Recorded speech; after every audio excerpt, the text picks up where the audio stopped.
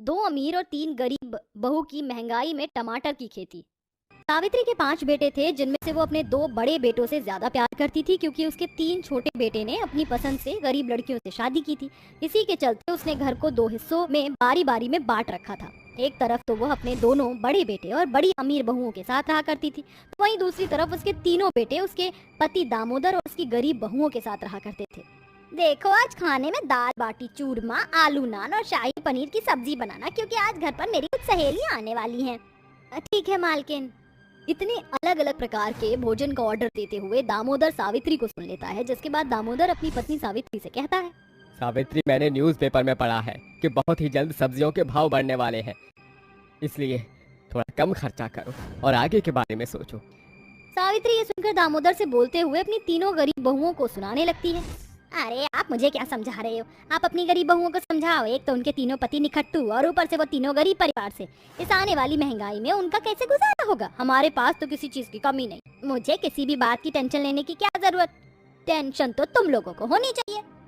ऐसा कहकर सावित्री वहाँ से चली जाती है, जिसके बाद दामोदर खुद से ही कहता है, हे भगवान, इस औरत को तो कुछ समझाना ही बेकार है।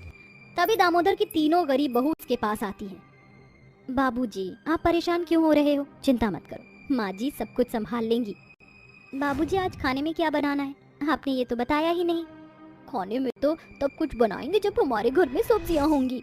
अरे हाँ, मैं तो भूल ही गया था। कल ही सुजीत ने मुझे कुछ पैसे दिए थे ताकि मैं सब्जी मंडी से सब्जियां लेकर आ जाऊं। एक काम करता हूँ, मैं अभी निकल जाता हूँ, इतने तुम घर के बाकी के काम कर लो। ऐसा कहकर दामोदर वहाँ से चला जाता है। 5 बहू होने के बाद भी घर के सारे काम तीनों गरीब बहू ही करती थी, तो वहीं दूसरी तरफ सावित्री की अमीर बहुएं अपने ससुराल में भी अपनी अमीराई का दिखावा करने में कोई कमी नहीं छोड़ती। आज कितनी गर्मी है और इतनी गर्मी में कहीं भी जाने का मन नहीं करता, लेकिन हमारे पास इतनी महंगी कार है, उसके अंदर एसी है, उसमें बैठकर जाने में तो अलग ही मजा आता है। हाँ, वैसे हमारे यहाँ पर एक बहुत बड़ा बिग बाजार है, वहाँ हरी हरी ताज़ा सब्जियाँ मिलती हैं, वहीं चलते हैं। ऐसा कहकर वो दोनों कार में बैठकर निकल जाती हैं, लेकिन तभी अचानक से बारिश शुरू हो जाती है, जिसके चलते दामोदर परेशान हो जाता है। हे भगवान, इस बारिश को भी अभी ही होना था, ऊपर से मेरे पास छाता भी नहीं है। अगर सब्जी लेने नहीं गया तो आज शाम खाना नहीं बनेगा, इसलिए मैं निकल ही जाता हूँ। ऐसा कहकर दामोदर बारिश में ही निकल जाता है, तो वहीं उसकी दोनों अमीर बहू बिग बाजार पहुंच जाती है, जहां वो दोनों महंगी महंगी सब्जियां खरीदने लगती हैं। तो वहीं दूसरी तरफ दामोदर मोल भाव करता और हरी भरी सब्जियां बहुत सस्ते दामों में उठा कर ले आता है। जहां तो दामोदर 500 रुपए में पूरे हफ्ते के लिए सब्जियां खरीद लाता है, तो वहीं 10,000 रुपए में उसकी अमीर बहू एक हफ्ते की सब्जी खरीद कर लाती है।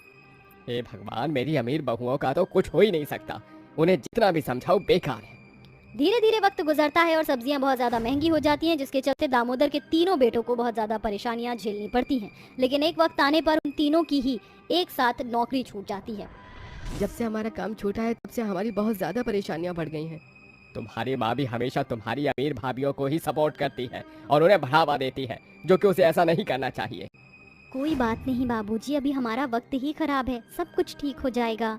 और तो और टमाटर का रेट भी बहुत ज्यादा कर दिया है। इतना ज्यादा रेट हम लोग कैसे देंगे? ऐसे तो सब्जी खाना ही छोड़ देंगे। बाबूजी, परेशान होने की जरूरत नहीं है, मुझे टमाटर की खेती आती है। अगर हम टमाटर की खेती करके फसल उगाएंगे तो हम उसे मार्केट में सही दाम पर बेचकर पैसा कमा सकेंगे। मुझे भी मेरे पिताजी ने सिखाया था कि कम खाद में खेती कैसे करते हैं। अगर मैं भी मदद करूंगी तो हम तीनों मिलकर टमाटर की खेती कर लेंगे और फिर पैसा कमाएंगे। वह तीनों टमाटर की खेती करने के लिए तैयार हो ही जाती हैं, लेकिन दामोदर उनसे कहता है, हमारे यहाँ पर तो इतनी जगह ही नहीं है कि तुम लोग खेती कर सको, फिर तुम टमाटर की खेती कैसे करोगी? आरती, पुष्पा और सुप्रिया तीनों ही ये सुनकर सोच में पड़ जाती हैं, जिसके बाद अचानक से पुष्पा को एक आइडिया आता है और वो कहती है, पिताजी आपको तो पता ही है, पहले आप टायर बेचने का काम किया करते थे और वो सभी टायर अब हमारे घर के पीछे एक स्टोर रूम में पड़े हुए हैं। हम उन टायरों के अंदर खेती करेंगे और जहाँ चाहे वहाँ रख देंगे, इससे हमें जगह की दिक्कत नहीं होगी। ये सुनकर आरती और सुप्रिया भी पुष्पा की बात पर सहमत हो जाती हैं, जिसके बाद वो तीनों मिलकर कम पैसों में एक खाद लेकर आते हैं और उस खाद से वो तीनों अपने घर के बाहर टायर, बोतल और भी कई सारे वेस्ट मटेरियल के अंदर खेती करना शुरू कर देती हैं। ये सब देखकर आयशा और तनीषा उन तीनों के ऊपर हंसने लगती हैं। देखो तो सही इन तीनों को, ये तीनों क्या कर रही हैं? हे भगवान, गरीबी के मारे इन तीनों का बुरा हाल हो रहा है। अगर तुम तीनों को पैसों की जरूरत है तो तुम हमसे मांग सकती हो। इन गरीबों को तो हम मदद कर ही सकते हैं, चाहे अभी हमारी लेवल में है या नहीं, लेकिन है तो हमारी देवरानी। अगर तुम्हें पैसे चाहिए तो हमसे ले लो, क्या पता तुम्हारी कोई मदद हो जाए, क्योंकि ये फालतू का काम करने से तो तुम्हें कुछ नहीं मिलने वाला। ऐसा कहकर वह दोनों अपनी कार में बैठती और घूमने के लिए निकल जाती हैं। आखिर इन तीनों को हमसे दिक्कत क्या है? एक दिन इन्हें अपनी अमीरी का बहुत रोना होगा और ये हमारे पास मदद मांगने जरूर आएंगे। बॉस बॉस बॉस, किसी के बारे में उल्टा सीधा मत बोलो और तुम दोनों काम में ध्यान रखो। आरती और सुप्रिया दोनों पुष्पा की बात मान लेती हैं और अपना सारा ध्यान टमाटर की खेती में लगा देती हैं। कुछ दिनों की मेहनत के बाद टमाटर की खेती शुरू हो जाती है और देखते ही देखते उनके अंदर टमाटर उगने लगते हैं। ये देखकर नताशा और आयशा दोनों हैरान रह जाती हैं, लेकिन उन्हें जरा भी फर्क नहीं पड़ता। अब पुष्पा, आरती और सुप्रिया तीनों मिलकर अपनी गरीबी को मिटाने के लिए उन टमाटर को ले जाकर बाजार में बेचना शुरू कर देती हैं, जिससे वो अच्छा खासा पैसा कमाने लगती हैं। अरे देखो जरा, हमने आज कितने सारे पैसे कमाए हैं। हाँ, उम्मीद से ज्यादा टमाटर की खेती करने में तो बहुत फायदा है। चलो अब घर चलते हैं, आज घर पर जाकर हम अच्छा अच्छा खाना बनाएंगे। तीनों अपने घर वापस आकर अच्छा खाना बनाना शुरू कर देती हैं। वहीं दूसरी तरफ सावित्री के दोनों बड़े बेटों को बिजनेस में बहुत बड़ा लॉस हो जाता है और उन्हें कई सारी परेशानियों का सामना करना पड़ता है। ये क्या, हम तो अर्श से फर्श पर आ गए। हमसे अच्छा तो हमारी देवरानियां निकली। तभी अनुराग उनके पास आता है और कहता है, आज मेरे बॉस आने वाले हैं, वो हमारे बिजनेस को स्टार्ट करने में हमारी मदद कर सकते हैं, इसलिए उनकी खातिरदारी में कोई कमी नहीं होनी चाहिए। अनुराग और कैलाश ऐसा कहकर वहां से चले जाते हैं, जिसके बाद उनकी पत्नियां जो भी उनके पास पैसे होते हैं उनसे ऑनलाइन खाना ऑर्डर कर देती हैं, जिसके बाद उनके सारे पैसे खत्म हो जाते हैं। कुछ ही देर बाद अनुराग और कैलाश के बॉस भी आ जाते हैं। सब सही चल रहा होता है। जैसे ही वो खाना खाकर वापस जा रहे होते हैं, उनकी नजर वेस्ट मटेरियल जैसे टायर, बोतल और डब्बों के अंदर टमाटर की खेती उगी हुई देखकर वो हैरान रह जाते हैं। वाह, कितना अच्छा टैलेंट है, तुम तीनों तो बहुत ज्यादा टैलेंटेड हो। हमारी एक कंपनी में तुम्हारे जैसे टैलेंटेड लोगों की जरूरत है, क्या तुम हमारे साथ काम करना चाहोगे? ये सुनकर आरती, सुप्रिया, पुष्पा तीनों ही बहुत खुश हो जाती हैं और उन्हें हाँ कर देती हैं। सावित्री और उसकी दोनों अमीर बहुओं को अपनी गलती का पछतावा होता है और वो दोनों अपनी तीनों देवरानियों से माफी मांगती हैं और अपनी अमीरी का घमंड हमेशा के लिए खत्म कर देती हैं। जिसके बाद वो सभी अब एक साथ खुशी खुशी रहने लगते हैं और अब पांचों बहू मिलकर टमाटर की खेती करके खुद का बिजनेस शुरू कर। पापा, मुझे आईफोन 14 प्रो मैक्स चाहिए। मेरे सभी फ्रेंड्स के पास है, मुझे भी चाहिए। लेकिन श्रुति बेटा, तुमने कुछ दिन पहले ही तो आईफोन 13 लिया था। तुम्हें आईफोन 13 लिए हुए अभी 2 महीने भी नहीं हुए हैं। कुछ टाइम रुक जाओ, फिर ले लेना। नहीं, मुझे नहीं पता, मुझे चाहिए तो अभी चाहिए, वरना नहीं चाहिए। क्या हुआ मेरी प्यारी बहन को, क्या चाहिए बताओ, मैं तुम्हें ला कर दूंगा। भैया देखो ना, मेरे सभी फ्रेंड्स के पास आईफोन 14 प्रो मैक्स है, लेकिन मेरे पास ही नहीं है। एक मैं ही हूँ जो आईफोन 13 चला रही हूँ। बस इतनी सी बात, चलो मेरे साथ, मैं तुम्हें आईफोन 14 प्रो मैक्स दिलाता हूँ। क्या सच में भैया? हाँ मेरी प्यारी बहन, सच में। चलो जल्दी से रेडी हो जाओ, फिर हम चलते हैं। इकलौती बहन होने की वजह से श्रुति के भाई उसकी हर ख्वाहिश को पूरा कर देते थे। श्रुति के माँ बाप भी श्रुति से बहुत ज़्यादा प्यार करते थे, लेकिन वो जानते थे कि श्रुति की हर ख्वाहिश को पूरी करने से कहीं श्रुति बिगड़ ना जाए। देखा आपने कैसे अतुल उससे फोन दिलाने के लिए चला गया। माना श्रुति हमारी इकलौती बेटी है और वो हमें जान से भी ज्यादा प्यारी है, लेकिन इसका मतलब ये नहीं कि हम उसकी हर बात को पूरा करेंगे। कल को जाकर कहीं वो बिगड़ ना जाए, मुझे तो इसी बात का डर है। माँ जी, आप भी ना ये कैसी बातें कर रही हैं? आप जानती हैं ना श्रुति हमसे कितना ज्यादा प्यार करती है।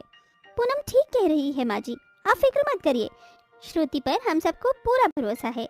श्रुति के भाइयों के साथ साथ श्रुति की चारों भाभियां भी श्रुति को बहुत ज्यादा प्यार करती थीं। क्या हुआ श्रुति, तुम यहाँ क्यों बैठी हो, वो भी इतनी उदास? भाभी, मेरे कॉलेज में एनुअल फंक्शन है जिसमें मुझे साड़ी पहनना है, लेकिन मेरे पास तो साड़ी ही नहीं है, अब मैं क्या पहनूंगी? तो इसमें उदास होने वाली कौन सी बात है? हम चारों के पास इतनी सुंदर सुंदर साड़ियाँ हैं, तुम्हें जो भी साड़ी पसंद आए वो तुम पहन लो। आलिया के इतना कहने पर श्रुति की चारों भाभी श्रुति को एक एक कर अपने कमरे में ले जाती हैं और अपनी साड़ियाँ दिखाती हैं। वाह, इतनी सुंदर साड़ी है, इस साड़ी को पहनने के बाद तो हर कोई कॉलेज में मुझे ही देखेगा, मैं तो यही साड़ी पहनूंगी। सच में श्रुति, तुम्हारी पसंद बहुत अच्छी है, ये साड़ी तुम पर बहुत अच्छी लगेगी। अमृता श्रुति को अपनी साड़ी दे देती है, जिसके बाद श्रुति अपने एनुअल फंक्शन पर अपनी भाभी की ही साड़ी पहनती है। ऐसे ही दिन बीतने लगते हैं और एक दिन, जी मैं सोच रही थी कि श्रुति की अब शादी की उम्र हो गई है, तो क्यों ना हम उसके लिए एक अच्छा रिश्ता देखकर उसकी शादी कर दें। कमला, मैं भी यही सोच रहा था, मेरी नज़र में एक रिश्ता है, घर परिवार बहुत अच्छा है, मैं आज ही श्रुति की शादी की बात करता हूँ। श्रुति के पिता विनोद जल्दी से श्रुति की शादी की बात करते हैं, जिसके बाद श्रुति का रिश्ता तय हो जाता है और देखते ही देखते कुछ ही दिनों में श्रुति की शादी हो जाती है। श्रुति के माँ बाप और उसके भाई बड़े ही धूमधाम से श्रुति की शादी करते हैं और नम आंखों से उसे विदा करते हैं। शादी के कुछ दिन तो श्रुति के मायके में सब कुछ ठीक रहता है, लेकिन एक दिन अचानक पिताजी कहाँ हैं आप सब लोग जल्दी से नीचे आइए। अरे क्या हुआ अजय, तुम चिल्ला क्यों रहे हो? सब ठीक तो है ना? पिताजी हमारी कंपनी में न जाने कैसे आग लग गई, हमारी कंपनी जल गई, सब बर्बाद हो गया।